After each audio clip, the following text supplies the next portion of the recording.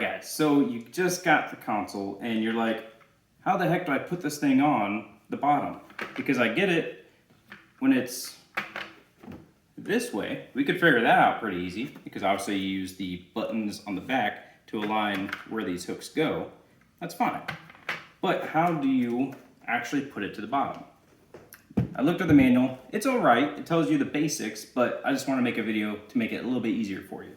So to start out, with it looking like this, you want to come back here. You see this little square? When you come around top, you want to line up this tab in line with these. So you want to rotate this to the left, and then by doing so, that box, you exposed it now.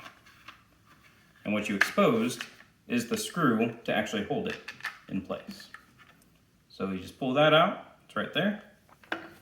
Now with the PlayStation, easiest way to put this on is to completely turn it over on its head. So that way you don't scratch up the top. Just go ahead and use the manuals. And here you go, you're at the bottom.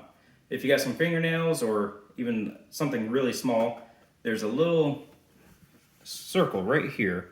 That actually comes out. And it's just a very tiny cap, very tiny. What this cap does is go right in here. So right where you took out that screw, there's a circle there. Go ahead and put that circle right in here the best you can. And it just stays in place. So now, you look at this is still in line, that's perfect. Because the next step is you want to take these hooks. It doesn't actually hook into this back at all, it just kind of rests up against it.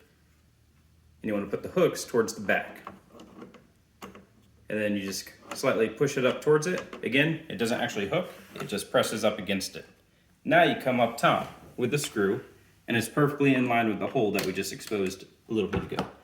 Come in with a flathead screwdriver, or you could actually use a quarter or a key or anything like that. It's actually divoted in the center to give you more exposure to use different items to do this. So go ahead and start turning it clockwise till it's somewhat tight. You don't need to crank it down all the way. But let's see. No, actually you can, because there's threads on just the tip of the screw rather than all the way through, meaning that it will bottom out once you get to a certain point. So go ahead and tighten that all the way to where it feels solid. Now we can go ahead and turn this thing over, and it's on the stand.